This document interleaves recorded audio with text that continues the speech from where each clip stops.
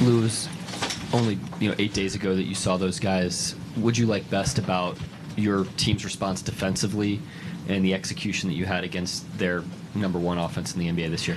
Yeah, we just had to execute. I mean, looking back at the game we played them last week, just little stuff that we didn't execute well. Some stuff that we usually do good, and just rebounding and then being a good one-on-one defensive team. So yeah, we just had to execute on those points, and then it worked for us. It just seemed like the ball flowed to you early and often tonight. How did it feel to make the most of the opportunities that you had, particularly right out of the gates? I think you hit a really early three, and that seemed to just get you rolling. Yeah, I just gotta read the defense. I try to always be at the right spot. For the guys that handle the ball most of the time. Shai, Dub, and all them.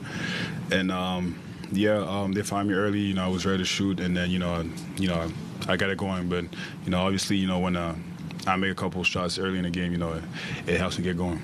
Yeah, Lou, teams try and force you to shoot threes more, especially when you're on the floor with Dub and Shai. What's the key to not getting in your head, not losing confidence? Because a lot of times when guys get open, they like, why is he leaving me open? Yeah. Why are they leaving me open? So what has been your key to just continue to stay with it? Yeah, I've seen so many coverages, honestly. We got guys on our team that drives a lot, and they are in the paint a lot, so they need extra help to stop them. So myself, I just gotta make myself open, honestly, and then shoot it with confidence. Sometimes some teams bait me to shoot, sometimes teams run me off the line. So I just gotta really read the defense, and then and make a right play for my team. Does it feel a little weird, especially now considering you're 40% three-point shooter, that they try and make you shoot? I mean, it's you got to pick one. It's either you let Shai or Dub drive, or you stop me to shoot the ball. So you got to pick one. So they attract so much in the paint. So they teams need to overhelp on them, and then like I said, they need to make a decision. And then I'm the one who's open, so I got to knock it down.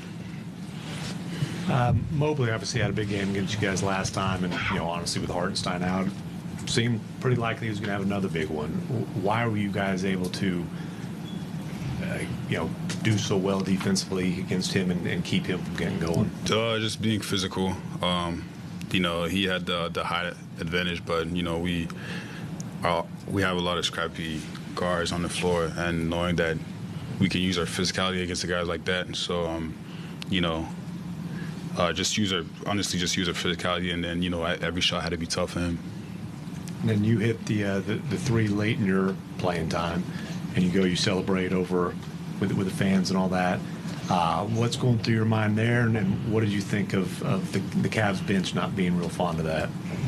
Well, one, I didn't really pay attention to the Cavs bench, but the crowd was loud. They bring a lot of energy. We feed off that, so that was just my time to thank them back. Honestly, I was running that way, and then they were already standing up and stuff like that, so I just interact with them. But it's fun. Our fan has been showing up for us, and then whenever we can interact with them, whatever, we'll do it.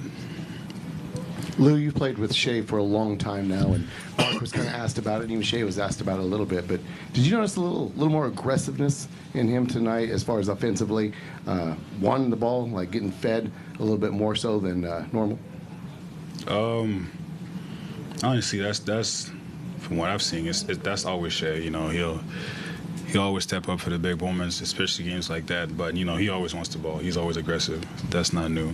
And then he just had it rolling. He's he playing at his home pace. He's always reading the defense, and then he's really good at that. So, like I said, he just had it rolling. Follow up on that, like when he's in that mode, like he was tonight. Like what's going through your mind? He said he just doesn't really think about it, just more of thinking about the next play and try and forget about. But what, like, when as a teammate, when you see him going off like that, what should get out the way? Just let him do his thing.